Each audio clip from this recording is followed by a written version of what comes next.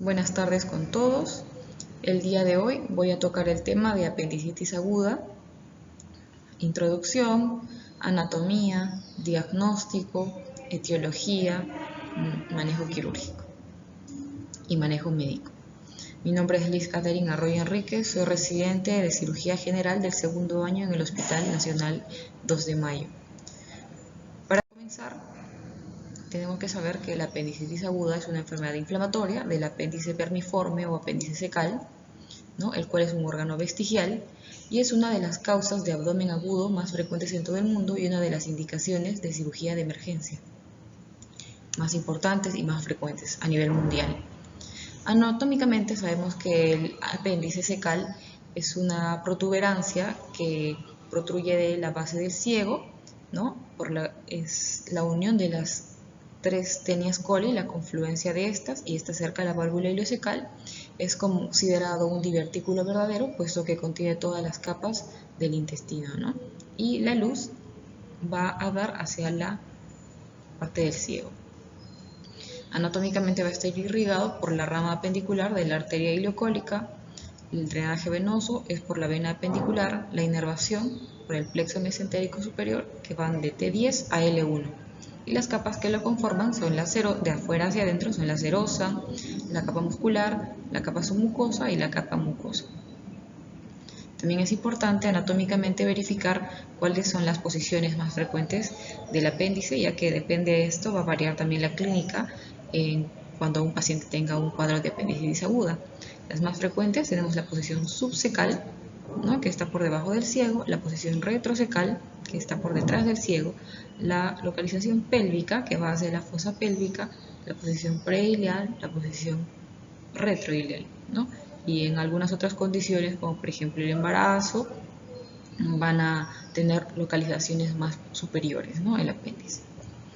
Y también variaciones anatómicas como hernias que tienen un contenido de apéndice secal, y si está inflamado, pues también es un hallazgo muy particular.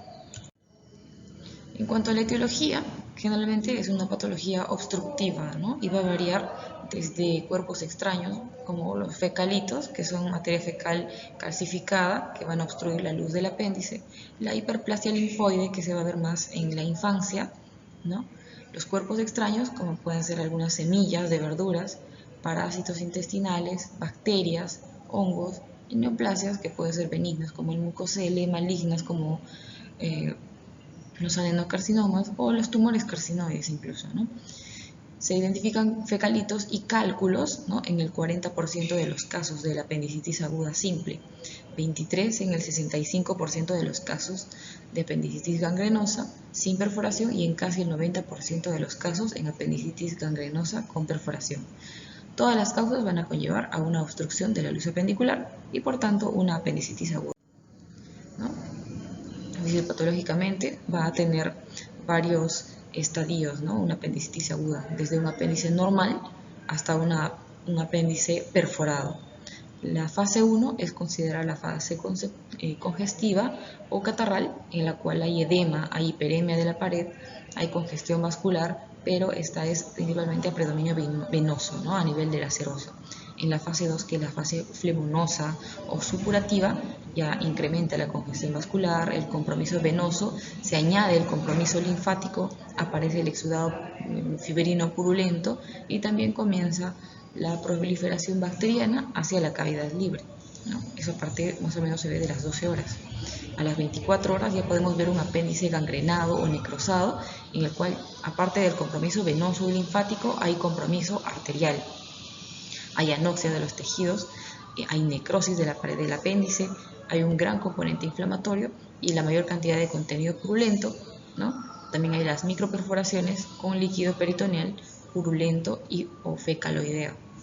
Y por último, el estadio 4 o una apendicitis aguda perforada es cuando la pared apendicular ya se perfora, libera el material purulento o fecal hacia la cavidad abdominal, ¿no?, pudiendo ocasionar una peritonitis, que es la inflamación del peritoneo por este material fecal o purulento, que puede ser localizada o generalizada, o conllevar a un plastrón apendicular, ¿no?, que es el apelotonamiento de asas intestinales, epiplon, alrededor del apéndice perforado, conteniendo ahí toda la secreción fecal o purulenta.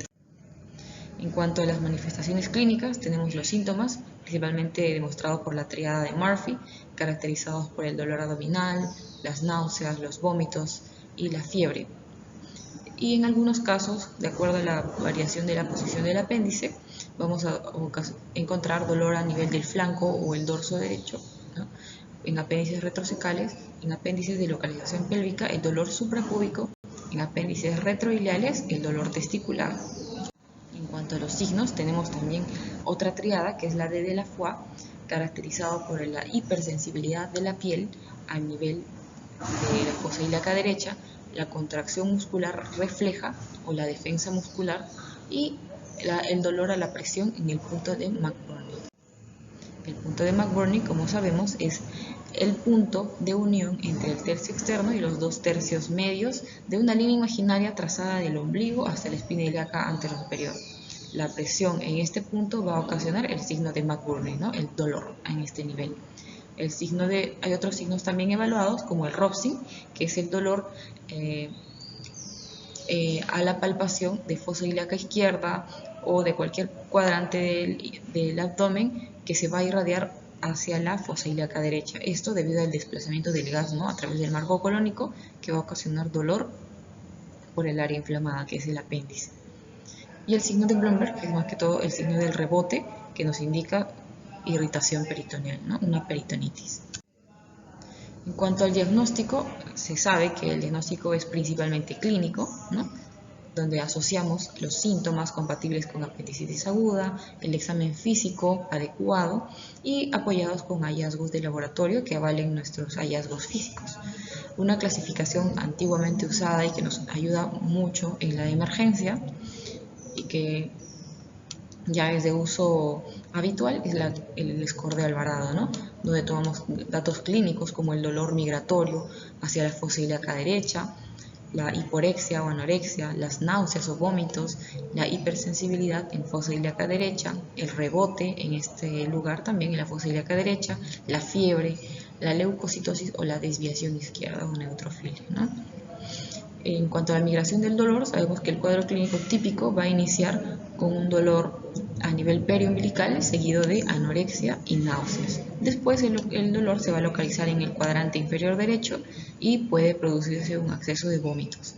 Posteriormente a esto, el paciente puede desarrollar fiebre y luego leucocitosis. De acuerdo al score de Alvarado, también nos va a ayudar a dar un diagnóstico más acertado hacia la apendicitis aguda, ¿no? Una calificación con el puntaje menos de 3 nos aleja bastante del diagnóstico de una apendicitis aguda. Es mejor determinar otro diagnóstico no quirúrgico del cuadro abdominal agudo. Un puntaje mayor a 7 nos da una alta probabilidad de una apendicitis aguda, y un puntaje dudoso que va del 4 al 6 nos hace tomar la decisión de tener algún otro examen más de apoyo, como la imagenología, ¿no? Lo principal, la tomografía abdominal con contraste. Por ejemplo, exámenes como una radiografía abdominal podrían darnos indicios de una apendicitis aguda, como por ejemplo en este hallazgo incidental de un paciente con dolor abdominal difuso, que es predominio de fosa ilíaca derecha, en el cual se sospechó una obstrucción intestinal. Se vio que hay la presencia de una imagen radioopaca, ¿no?, que podría darnos un indicio de un fecalito, ¿no?, en una apendicitis aguda. En la ecografía sí nos apoya bastante ver las medidas del apéndice, ver signos que ayudan como el signo de la diana, que es un corte axial del apéndice, el incremento del grosor de la pared apendicular y del grosor apendicular en sí, e incluso se pueden ver los fecalitos, ¿no?, dentro de la luz del apéndice. Y el que más nos ayuda, el gol estándar, que es la tomografía, también nos ayuda a ver la alteración anatómica que hay a nivel del apéndice y de la grasa periapendicular, que es el mesenterio, ¿no?, en el cual se ve estriado por la inflamación, por tanto capta contraste, ¿no?, en una tomografía abdominal. Igual en la resonancia nos ayuda a ver la anatomía alterada del apéndice cecal. En cuanto a las complicaciones de la apendicitis aguda, tenemos la principal, que es la perforación. También complicaciones como la peritonitis, que puede ser localizada o generalizada. Localizada se considera cuando abarca la purulencia un cuadrante, y a partir de 2 cuadrantes a más, o 4 cuadrantes, es una peritonitis generalizada. También se han visto casos de abscesos apendiculares, plastrones apendiculares, que como les comenté era el apelotonamiento de asas alrededor del apéndice inflamado o perforado o necrosado, ¿no? Y por último, un cuadro más estrepitoso que es la trombosis portal o pileflebitis. Bueno, una apendicitis perforada suele asociarse a un absceso o flemón, teniendo una tasa de incidencia de 2 de cada 10.000 personas. Los niños menores de 5 años de edad y los pacientes de más de 65 años tienen tasas más altas de perforación intestinal, hasta un 51%. Y la tasa de perforación aumenta conforme al incremento de la duración de los síntomas. En cuanto al tratamiento convencional en una apendicitis aguda es el manejo quirúrgico, que puede ser de la forma abierta o incisional o por laparoscopía, ¿no? Donde se realiza la apendicectomía por lo general a muñón libre, quiere decir dejando la base del apéndice atada con un nudo, ¿no? O algún clip. También en el caso de presentaciones de masas apendiculares como un plastrón, el cual no está abscedado ni perforado, podemos tomar la decisión de un manejo médico, un manejo antibiótico, con la consecuente apendicectomía diferida. Por lo general se deciden 3 meses de diferimiento. En cuanto a la aparición de un absceso apendicular, en el manejo de los abscesos, antibiótico-terapia y drenaje percutáneo o quirúrgico. En cuanto al manejo laparoscópico de una apendicectomía, claramente se ha visto en comparación a una apendicectomía abierta muchos beneficios, ¿no?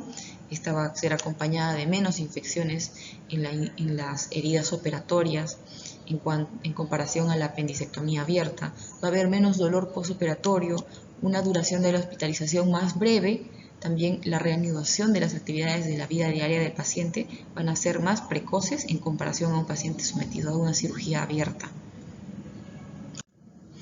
En cuanto al manejo postoperatorio, en una apendicitis aguda simple, la mayoría de los pacientes se van a recuperar al tercer o cuarto día. En una apendicitis supurativa o complicada, tienen que haber cuidados intensivos hasta que haya cedido la sepsis, el ilirio parálico, etc. Después de una apendicectomía no complicada, las tasas de complicación son bajas. La mayoría de los pacientes puede ir a domicilio, puede reanudar rápidamente su dieta, incluso es innecesaria la antibiótico-terapia postoperatoria. Bueno, dentro de otras complicaciones postoperatorias es primero la infección de la herida quirúrgica, ¿no? Y en este caso la profilaxis con antibióticos es eficaz para prevenir la infección postoperatoria de la herida quirúrgica. Y también se encuentran otras complicaciones un poco más raras, pero también vistas, como la apendicitis del muñón, cuando el nudo no se realiza en la misma base, sino un poco por encima de esta, dejando un remanente apendicular importante, el cual a modo de un apéndice normal puede llegar a obstruirse nuevamente y tener el mismo cuadro de una apendicitis aguda. Bueno, estas son las consideraciones importantes a tener en cuenta, básicas, que todo médico tiene que saber en el manejo de emergencias, abdómenes agudos, para poder tener un mejor manejo del paciente. En el caso de realizar referencias, también una eficaz y precoz realización de una referencia o un establecimiento donde pueda darse el manejo tanto o médico o quirúrgico del paciente luego de la evaluación. Gracias.